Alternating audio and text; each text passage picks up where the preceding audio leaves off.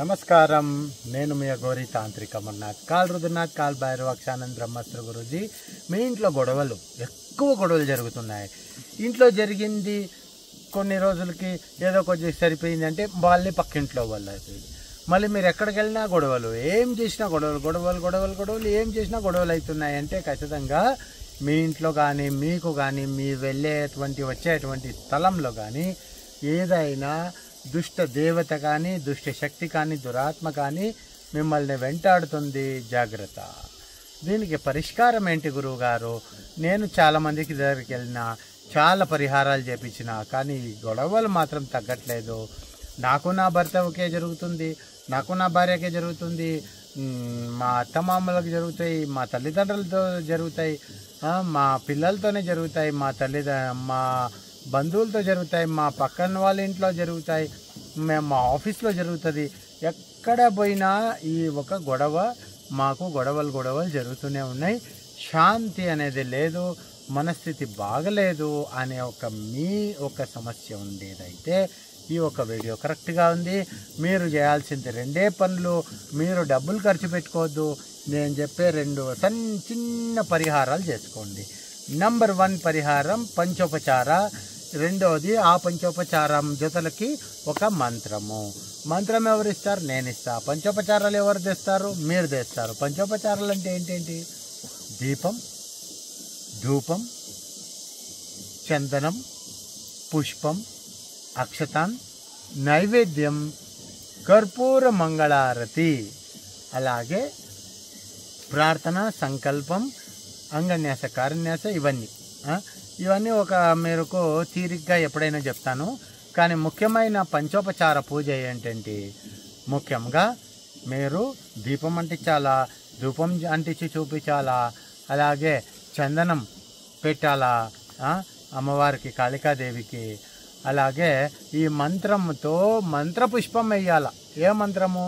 ఇప్పుడు నేను చెప్పే మంత్రం రుద్రస్తుతాయై విద్మహే శూలహస్తాయై ధీమహి తన్న కాళీ ప్రచోదయాత్.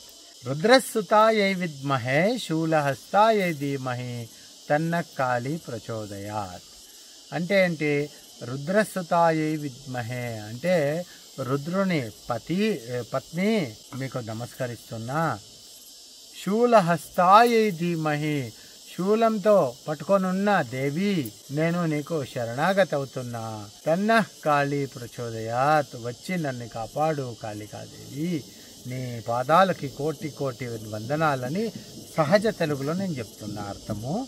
ఈ ఒక అర్థం నీ భావన, ఈ అర్థం భావన మనసులో నింపుకొని భక్తిగా మీరు ఆమెను పిలిచి ఈ ఒక సమస్య ఉంది నాకు, నా సమస్యని దూరం చేయి తల్లి అని చెప్పి ధూపం చూపించి, దీపం చూపించి, నైవేద్యం చూపించి, అక్షతలు, అగరబత్తులు చూపించి, ఆ మంగళహారతి చేసి, నైవేద్యము తీపన్నము, బియ్యము, బ్యాళ్ళు, ఏవైనా బ్యాళ్ళు, బియ్యము, బెల్లము, నీళ్లు వేసి బాగా ఉడకబెట్టి అది తీయగా గట్టిగా అయిన తర్వాత దాన్ని మీరు అమ్మవారికి నైవేద్యంగా అర్పించి ఈ ఒక మంత్రము నేను ఇప్పుడు ఏదైతే చెప్తున్నానో రుద్రస్తుతాయే విద్మహే శూలహస్తాయే ధీమహి తన్న కాళీ ప్రచోదయాత్, ఈ మంత్రాన్ని 108 సార్లు చెప్తూ ఆ మంత్రాన్ని, పుష్పాలని, అక్షతాన్ని ఆమె ఫోటో ముందు కానీ ఆమె ఒక కలశంలో ఉందని భావించి కలశ స్థాపన చేసి ఆ కలశం మీద కానీ మీరు వేస్తూ 21 రోజు పూజ చేసుకున్నట్లయితే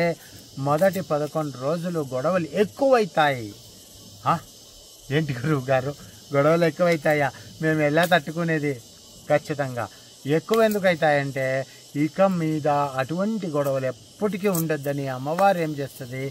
ఉండే అటువంటి పూర్తి విషాన్ని బయటికి లాగేసి మిమ్మల్ని శుద్ధంగా చేసేస్తుంది. మిమ్మల్ని, మీ చుట్టూ ఉన్న వాళ్ళని శుద్ధంగా చేసి ఆ తర్వాత 10 రోజులు నిదానంగా అమ్మవారు దశామహావిద్యలో ముఖ్యమైన తల్లి కాబట్టి కాళికాదేవి ఒక్కొక్క రోజుగా తగ్గించుకుంటా వచ్చి 21 రోజులో మీకు శాంతి అనేది చూపిస్తుంది. ఇంకాస్త బలంగా అమ్మవారి ఆశీర్వాదం కావాలంటే 48 రోజులు, 90 రోజులు కూడా చేసుకోండి. అమ్మవారి ఆశీస్సులు ఎప్పుడూ ఉండి మీ జీవితం చాలా బాగుంటుంది అనేది గుర్తుంచుకోండి. మంచిది. కానీ వేదాంతి వైరాగ్య సిద్ధార్థియో జన్మ కర్మ పావనం శుభం శుభమస్తు. కాళికాదేవి సంపూర్ణ కృపా కటాక్ష సిద్ధిరస్తు.